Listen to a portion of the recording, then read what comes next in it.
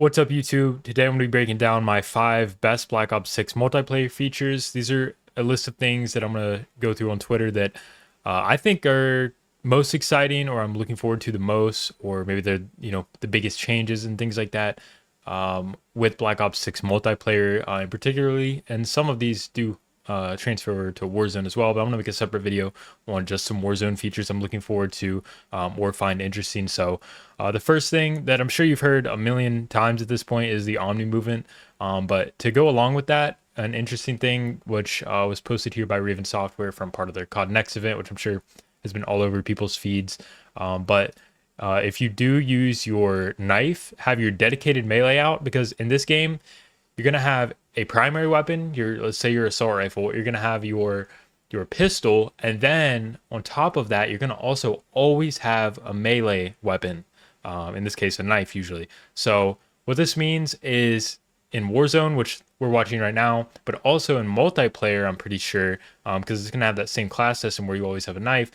Whenever you have your knife out, which you're always gonna have with you no matter your class, you're going to have unlimited tac sprint. Now, this is going to be really nice because you're not going to have to sacrifice your pistol slot for a knife, and you're always going to be able to just have your knife out and run around the map, whether it's Warzone or multiplayer like this video is on, which I think is just really a nice bit of quality of life, because you know that if you get that knife out, you can hit your rush routes and whatever, and still have your pistol sidearm. And this really reminds me more of Apex Legends, which I'm sure I'll speak on whenever I make the Warzone features video, but let me actually go ahead and play this. But yeah, it's nothing crazy on video. He's just running around with a knife. But I just think that's an interesting, nice little feature that is a good quality of life change in my opinion.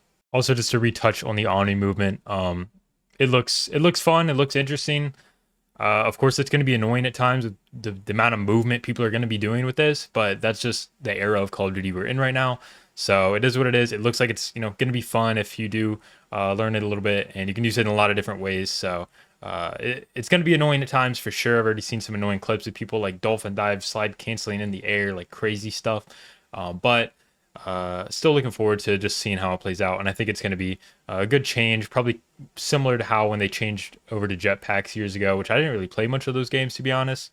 I was kind of on a break then, but I think it's going to be more of that type of transition, but not as severe as jetpacks, but definitely going to be a movement gap and people abusing movement more than ever, most likely. One thing I was very excited to see was this video from Z-Laners where I first saw it, but he is basically saying, which I'm just going to mute it and play it, but he's basically saying that when you go into these attachments, and the devs or whoever at COD Next actually told the creators that they're all pros on, there's more pros on the attachments. It's basically less cons essentially. So you're gonna be able to use any attachment you want and not really have too many cons to it, unless of course, like probably if you want like a 100-round drum, it's gonna cost you some reload quickness or something like that. But as you can tell from most of this, including the fire rate here, you can actually do a fire mod fire rate. And previously in recent CODs especially, if you have a fire rate mod, your recoil goes insane, especially if it's like a 3-bar fire rate like this. So it really wasn't usable for most builds. But now, if you want a higher fire rate, you can actually just put it on and enjoy playing with it without having ridiculous recoil. So that's one really good example of this. But I think this is going to make weapon builds a lot more viable and versatile when it comes to which attachments you actually want to select, because you're going to be able to just kind of pick what you want and what fits your playstyle. Because previously, certain attachments, and honestly most of them, just weren't worth using, period, because they had such bad cons, or their cons just simply outweighed or at least matched the pros. So this is going to be a really good change, and I'm looking forward to seeing how this pans out when it comes to people building meta builds and stuff like that. You might be able to actually see a little more diversity in the amount of attachments people are using. And I don't know if this is actually final, but I do kind of like just this simple, clean looking attach or create a class, gunsmith, whatever you want to call it here. Now, I don't know if this is going to like look different in actual game, or if this is just like an alpha screenshot or something, but I like the simplicity of it. It looks nice. It looks clean. I mean, it looks about the same as it has in years past. Some other kind of big news with multiplayer, especially for the rank play people like myself. They are planning to drop rank play earlier than ever in season 1. So I don't know if that means like day 1, season 1. The way they word this, it makes me think it's going to be just like within the first week or so of season 1, but earlier than season 1 reloaded, which is usually like middle of season 1. So Uh, no exact date yet, but it should be coming early in season 1, which is pretty good. It'd be nice to have it at release or like very, very soon after release, but this is also not too bad because I think in MW2 rank play didn't even come out until like season 2, which was kind of crazy because I think that was literally the next year, technically. But anyways, that's something good to look forward to. Another thing is the camos. These are just multiplayer mastery camos. There's actually mastery camos for zombies as well, and even Warzone has its own camo grind now.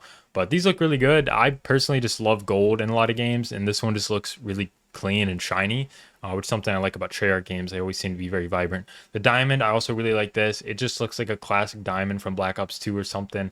Looks really good. This one, dark spine, also looks very cool. Not my favorite personally, but it does have a nice little animation if you're into that. Then of course the dark matter actually looks really sick, which I've never had dark matter, but I might actually go for it in this game. We'll see how it shakes out. But camos do look quite good and vibrant and really cool. Now, when it comes to the maps, they're going to be having 16 brand new maps in Black Ops 6 at the actual launch, including 8 maps in the open beta, which is actually really good because that's going to give a lot of variety in maps for an open beta. Because a lot of times in the beta is only like 2 or 3 or 4 maps, and then you kind of get tired of playing the same couple of maps pretty quickly. So this will keep it a little fresher. But I'll go ahead and play this part of this video. But the maps look decent. I know a month or two ago, whenever they had some event, they said that they were going to stick with a more traditional 3-lane style, which I do think we have seen in just some of the gameplay I've watched. And I haven't watched a ton. I've watched maybe an hour or so worth of Twitch streams during the COD Next, but overall they look pretty good. I think I also heard they were going to be focusing on making the maps more vibrant. So maybe come launch, lighting will be a little better and things will be even a little more vibrant than they are right now. And right now they don't look too bad to me. So pretty excited about the maps. And of course, these are all brand new maps, but we are going to be getting remastered maps as well, which is confirmed.